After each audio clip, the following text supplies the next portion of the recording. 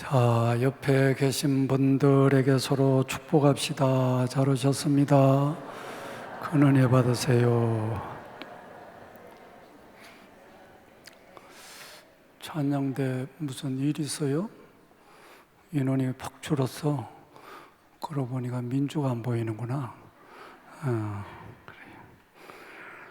자, 오늘은 에스겔 37장 4절 마지막 부분에 보면 너희 마른 뼈들아 여호와의 말씀을 들을지어다. 뼈들아, 마른 뼈들아 여호와의 말씀을 들을지어다. 이 본문을 제목 삼고 말씀을 받습니다. 오늘 에스겔 37장은 주님의 영이 선지자를 이끌어서 한 골짜기를 데리고 가셔서 골짜기에 뼈들이 가득 늘려져 있는 것을 보여주었습니다. 그 뼈들을 보니까 굉장히 뼈들이 많고, 그런데 그 뼈들이 힘이 말랐다. 뼈가 늘부러져 있고 뼈짝 말랐다라는 겁니다. 그러니까 뼈의 상태를 하나님께서 보여주신 겁니다. 뼈의 상태, 뼈다구가 제대로 서 있는지 그걸 보여줬다는 거예요. 여러분 옆에 분들 뼈가 다 들어있는지를 이렇게 한번 살펴보시면, 이 뼈라고 하는 것은 육신의 뼈가 아닌 건 알고 있죠. 제가 한 7, 8년은 된 것 같은데요. 그 해외 일정을 소화하고 있는데 저희 누님들이 저한테 전화를 걸어봤어요. 어머니가 저를 찾으신다고 이유에 대해서 구구절절히 들려와요. 그 요양병원에 입원시켜 드렸는데 누가 나를 이 요양병원에 입원하도록 결정했느냐고 지금 야단이 났다는 거예요. 사실은 제가 출국하기 전에 넘어지셨는데 그만 무릎 주변의 뼈가 다 으스러졌어요. 뼈가 약하니까.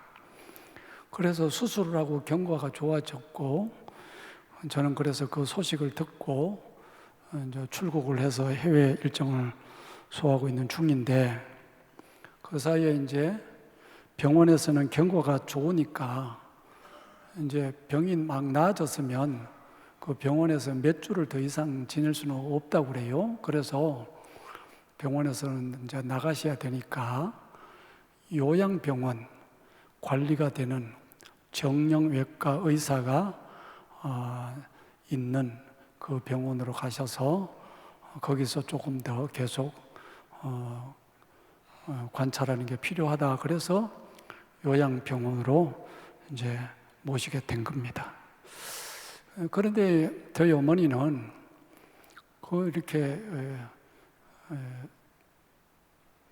딸들이 차를 안내해서 이렇게 가보는데 이렇게 보니까 요양병원 이렇게 서여져 있는 거예요.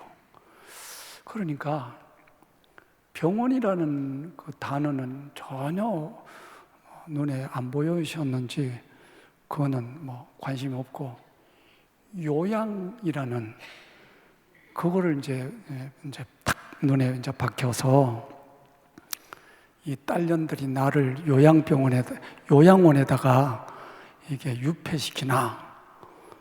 그래서 막 화가 나서 막 혈압이 오르고, 그래서 뭐 야단이 났다는 겁니다. 뭐 설명을 해드려도 안 되고, 그냥 아무리 노력해도 안 되니까 그냥 아들 불러오라 그랬다는 거예요. 그래서 아들 지금 해외 나갔다고 그래도 필요 없다는 거지. 아들한테 확인을 해야 된다는 거야. 그래서 나한테 전화해 놓으라고. 그래서 전화를 이제 어머니께 직접 했지요. 어머니, 내가 잘 알았습니다. 무슨 뜻인지 다 알았으니까 내가 귀국하자마자 내려가서 모든 것을 해결하겠다고 그렇게 약속을 하고, 그리고는 이제 전화를 끊었습니다. 그래서 귀국하자마자 이제 내려가서 이제 어머니께 설명을 드리고, 그래서 보니까 여기는 그냥 요양원이 아니다. 어머니 버리려고 그런 게 아니다. 여기는 그냥 요양병원인데 여기는 정형외과 의사가 상주해서 이 뼈는 이러고 저러고 설명을 막 해가지고 여기 조금 더 계셔야 된다. 그러니까 그 표정이 얼마나 아들놈이 오면 해결된 줄 알았는데 아들놈이 와가지고 여기 더 있어야 된다고 그러니까 막 배정을 그래서 내가 그래서 설명을 다시 한번 초청을 하면서 언제까지만 있고 다시 내가 내려와서 반드시 태어날 테니까 그런 줄 아시라고 그래서 이제 치료를 잘 받았습니다. 그런데요, 그렇게 한번 고장난 뼈가 한 2달 정도를 움직이지 않고 지내버리니까 뼈는 다 맞추고 병원 고쳤는데 뼈가 약해요. 뼈가 부실하니까 그 다음부터는 노인의 삶은 이런 것이다 하는 것을 몸소 보여주시면서 지금까지 지내오시는 거예요. 이게 뼈가 약하니까 걸음을 잘 걷지를 못하시는 거잖아요. 그러니까 나머지가 다 무너지는 겁니다. 힘줄도 무너지고 다 무너지는 거예요. 어르신분들이 화장실에 가셨다가 넘어지셔서 고관절을 다쳤다 또 어디가 부러졌다 이런 소식을 우리가 심심찮게 듣고 있잖아요. 그 어르신들 조심하셔야 된다. 뼈 관리를 잘 해야 되죠. 뼈 관리를 잘 해야 됩니다. 뼈가 지탱하지 못하면 나머지는 저절로 무너지는 겁니다. 그래서 이 뼈대가 중요한 겁니다. 이 건물도 마찬가지입니다. 지금 뒤에 조그마한 정축 공사를 하는데도 이 건축을 해보면 조그마한 거 하는데도 그냥 구조 설계사들이 얼마나 까다로운지 몰라요. 무게를 견뎌야 되고 균형이 맞아야 되고 우리가 뭐 건축을 할 때 막 이런 아름다운 건물을 짓고 싶습니다. 이렇게 하고 싶습니다. 저렇게 하고 싶습니다. 이렇게 설명을 아무리 많이 해도 구조를 넘어서지 않고는 건물이 만들어지는 법이 없습니다. 반드시 구조쟁이들에게 그게 통과돼야 어떤 건축이든지 세워지는 겁니다. 여러분, 이게 건축이라고 하는 게 구조만 있는 게 아니고 인테리어도 하잖아요. 인테리어는요, 종이 한 장 발라놓고 인테리어 다 됐어 이런 그것도 건축입니다. 그런 것도 있어요. 또 어떤 거는 또 이렇게 뭐 페인팅을 이렇게 좀 하고 난 다음에 이건 다 됐다 이런 건물도 있습니다.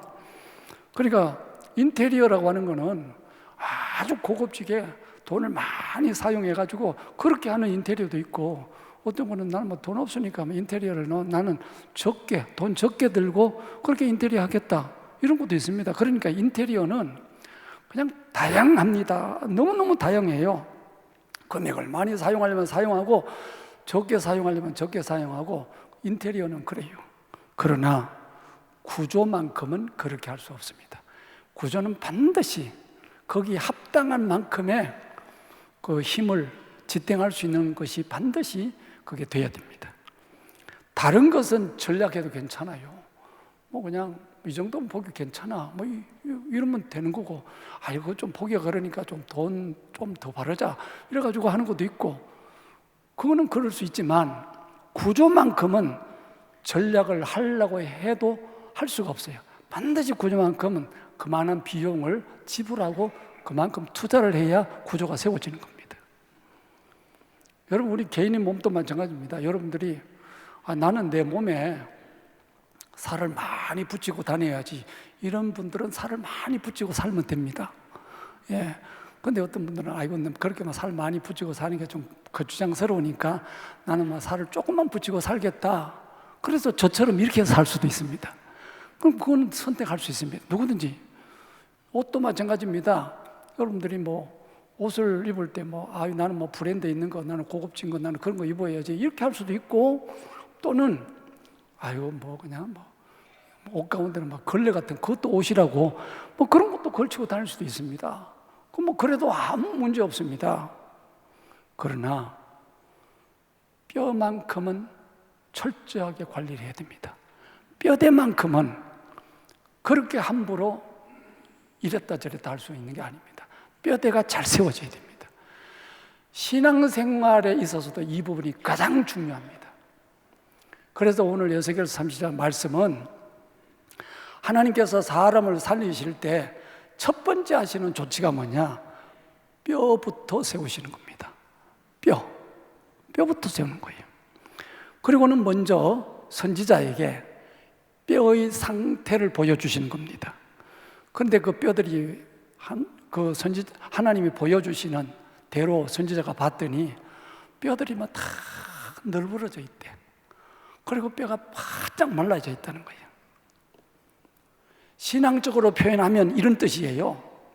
중심에 말씀이 정돈되어 있지 않고 말씀을 잘 먹지 못해서 교회를 다니다가 신앙생활 하다가 엉뚱한 것에 걸려서 툭 넘어지는 거, 이게 뭐냐?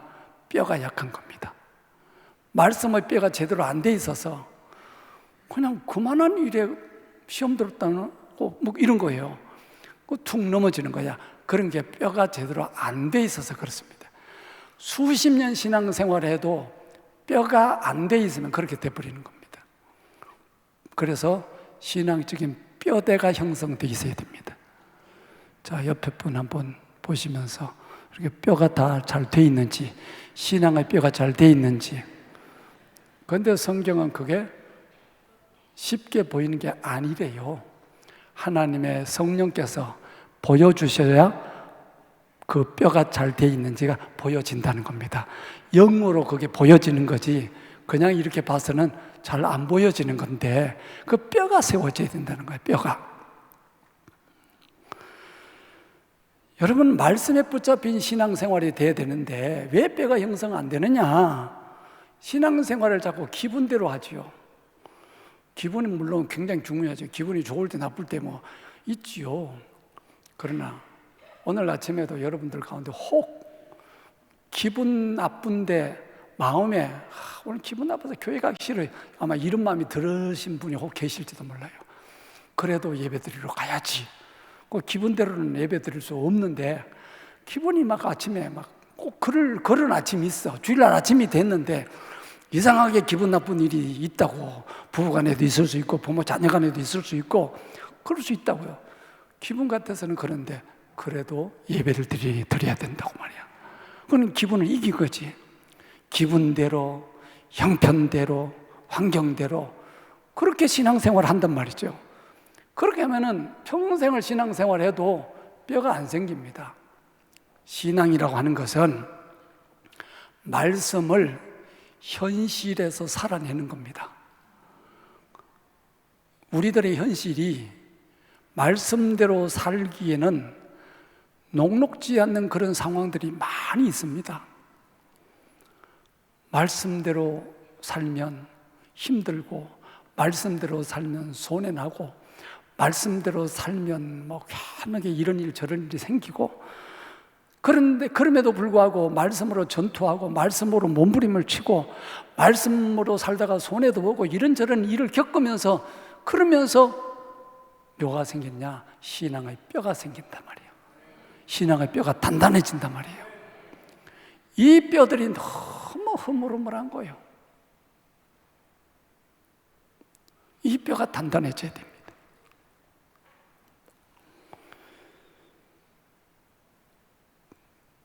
뼈가 단단해지려면 어떻게 해야 되느냐라는 거예요. 마태복음 18장 3절에 보니까 마태복음 18장 3절에 너희가 돌이켜 어린아이들과 같이 되지 아니하면 결단코 천국에 들어가지 못하리라. 신앙이라고 하는 것은 자기 스스로 능력이 이만하다 이래서 신앙생활을 하는 게 아닙니다. 신앙이라고 하는 것은 원래 삶이라고 하는 것은 본시 어렵잖아요. 삶이 간단하지 않습니다. 그렇죠? 어떤 사람은 저 사람은 뭐 그냥 걱정 근심 없이 살겠다 이렇게 보이는 사람도 있잖아요. 근데 몰라서 그런 거예요. 그 사람. 야, 저 사람 돈이 많은데 뭐 저 사람 걱정 없겠다. 돈 많은 사람이 얼마나 걱정이 많은지 아십니까? 그 돈 안 뺏기려고, 그 돈 보관하려고요. 세상에서 가장 편한 게 거지래요. 그냥 거지는 그냥 안면 몰수하고 그냥 그것만 좀 감수하면 막 거지만큼 편한 게 없대. 막 관리할 것도 없고 막 그냥 막 편하대. 오늘부터 여러분들이 거지가 되기로 작정, 그거 편하다고 그러니까도. 근데 그거 아무나 작정 못한대, 그것도. 그러니까 그것도 그런가 싶지만 거지로 사는 거야. 아주 편하다 이렇게 말하지만 막상 그 삶이 얼마나 또 고된지도 몰라. 부자도 고되고 거지도 고돼요. 야, 대통령 되면 얼마나 좋을까. 그래서 막 저걸 막 서로 하려고 그러잖아. 막. 근데 대통령 되면 어떻게 편할까요? 웬만하면 감옥 간다니까? 예, 힘들어요, 우리. 예. 너도 이제 전양반 저게 이제 됐는데 잘 돼야 될 텐데 알 수가 없거든. 3년 전에 그 양반이 그냥 갑자기 대통령이 돼가지고 또 그렇게 될 줄 알았나. 나는 살다가 또 그렇게 갑자기 계엄을 선포하는 것도 보면 또 참 신기해요.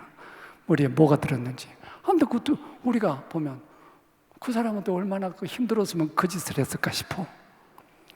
그게 아무나 할 수 있는 것도 아니지. 그러니까 사는 게 녹록한 게 없어요. 다 힘들어요. 그게. 그러니까 이 삶이라는 게 다 너나 할 것 없이 다 어렵기 때문에 이거를 어려움을 극복해 내려고 모든 사람이 노력하는 거예요. 그래서 내 힘으로 내 머리로 막 이 어려운 숙제를 해결해야지 하고 이렇게 열심히 노력하는 그 삶을 세상에서는 그 삶을 생존 경쟁이라고 표현하는 겁니다. 그런데 이 생존 경쟁 안에는 뭐가 들어있냐면 웬만하면 살아남아야 되니까 약자는 나도 모르게 은근히 무시하거나 짓밟거나 약자에 대해서는 그렇게 하고 강한 자에게는 좀 비굴하게 하고 강한 자에게는 좀 잘 보이고 왜? 살아남기 위해서 사람들이 적자 생존의 방식은 세상은 다 그렇게 돼 있다는 거예요.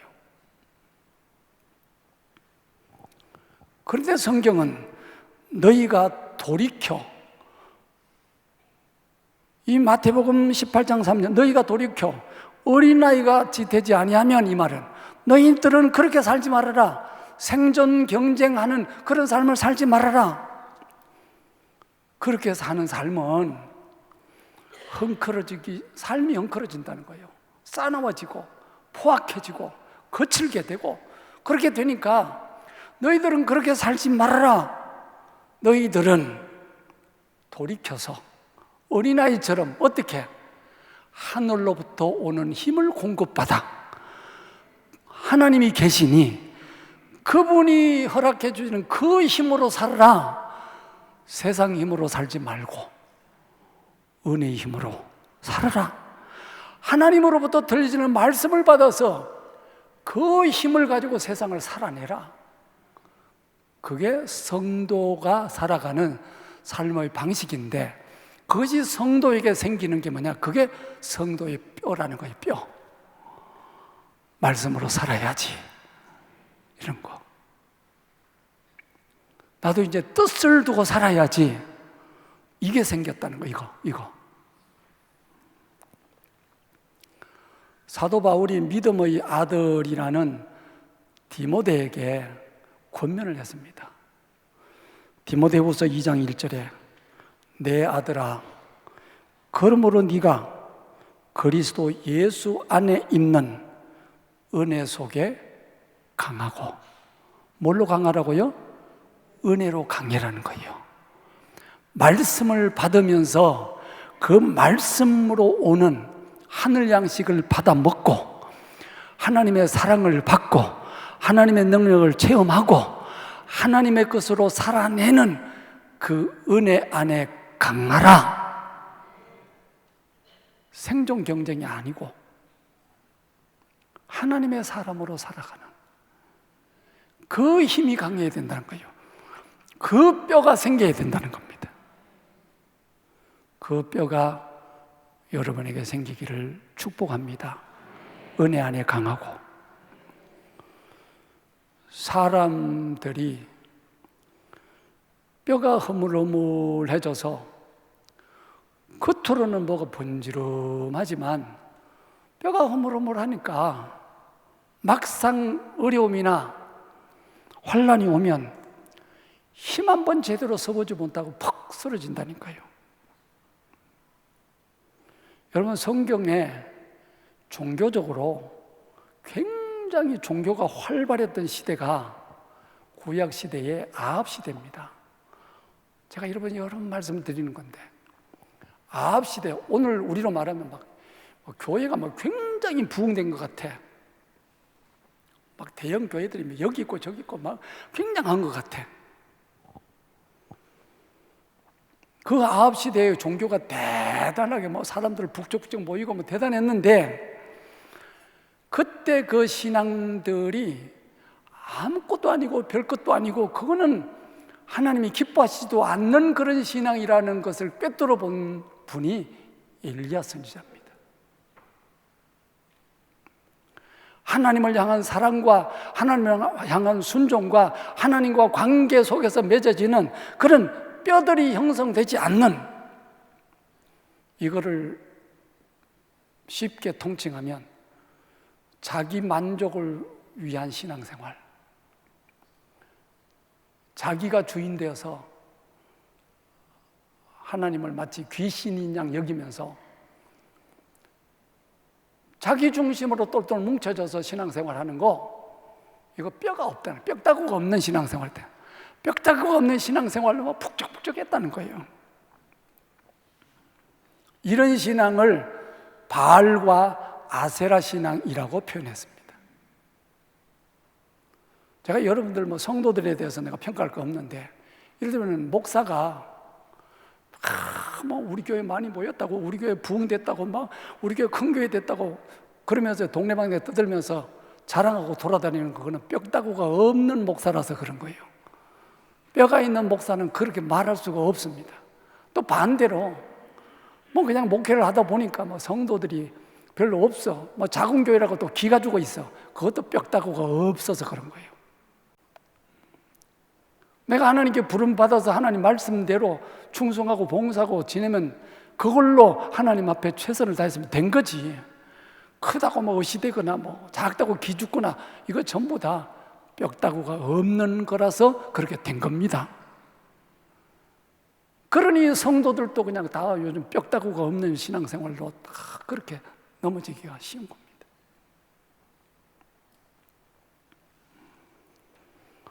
세상의 물결을 따라서 신앙생활하는 거, 신앙생활을 비유하자면 이런 겁니다. 성경에는 독수리 날갯짓하며 올라간다는 거죠. 땅바닥에 그냥 물로화시키고 세속화시키고 그렇게 해도 신앙은 하나님을 향하여 독수리 날갯짓하며 올라가는 거예요. 이게 신앙은 하늘 사람으로 살기 위해서 막 올라가는, 이게 뼈가 있어야 돼. 겉으로 해준다고 되는 게 아니라 뼈가 제대로 있어야 이건 날갯짓 하는 거잖아요. 이 날갯짓 올라가는 거예요. 물고기가 살아서 폭포 같은데 물고기가 물을 물은 아래로 내려가는데 그거를 물길을 거슬러서 올라가는 살아있는 고기처럼 그렇게 신앙생활을 해야 되는 거예요. 흐물흐물해져가지고 웬만하면 푸떡 넘어지고, 그럼 우리 다 인간적으로서 이해합니다. 인간적으로 이해하지요. 인간적으로 이해해서 어떻게 해야 되는 거야? 인간적으로 이해를 하는 거지만 신앙적으로는 패배하고 있는 거죠. 신앙적으로 승리해야 됩니다. 그래서 마른 뼈들아 말씀을 들을지어다. 뼈가 살아가는, 이 마른 뼈대가 강해지고 살아가는 유일한 방식이 뭐냐? 그거는 하나님의 말씀을 듣는 일이라는 거예요. 세상살이는 나그네 살인 줄을 알아버리고, 세상의 삶은 어쩌면은 부하든지 가난하든지 잘 되든지 못 되든지 그런 삶에 대해서 지나치게 매어서 그런 부분에 대해서는 매이지 말고 그런 부분은 좀 가볍게 여겨버리고 주님의 사람들로 강하게 살아가야 되는데, 바로 그때 이 뼈가 형성될 때 거기에 힘줄이 붙고 살이 붙는 겁니다. 이스라엘 백성들이 출애굽을 했지요. 홍해를 건너서 광야에 나왔는데 광야 막상 나와보니까 마실 게 있어요, 먹을 게 있어요. 환경이 좋기를 해요. 그때 두 부류가 생기잖아요. 왜 우리를 이런 곳으로 인도했냐고 막 돌멩이 들었다 놨다 들었다 이런 사람이 있고, 한 부류는 하나님이 우리를 인도하셨다면 하나님이 물도 주실 것이고 먹을 것도 주실 것이고 우리를 지켜주실 것이고, 거기에 대해서 하나님을 힘있게 바라보면서 어린아이 같은 마음으로 하나님을 바라보고 살았던 그들에게는 뼈가 생기기 시작했습니다.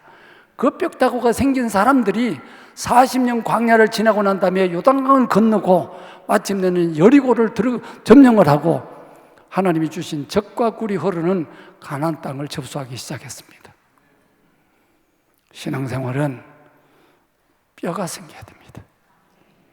말씀의 뼈가 생겨야 됩니다. 믿음의 뼈가 생겨야 됩니다. 뼈가 생기려면 뭐 해야 된다고요? 말씀을 들어야 하는 거예요. 이거 외에는 다른 방법이 없는 거예요. 성경 한 절을 찾아서 같이 보겠습니다. 신명기 6장 4절, 우리 방송실에 신명기 6장 4절부터 9절까지 말씀을 보겠습니다. 자, 말씀 띄워져 있습니다. 여러분들이 집에서 다시 읽어보실 분들은 성경을 찾아서 보시면 되고, 자, 시작. 이스라엘아 들으라.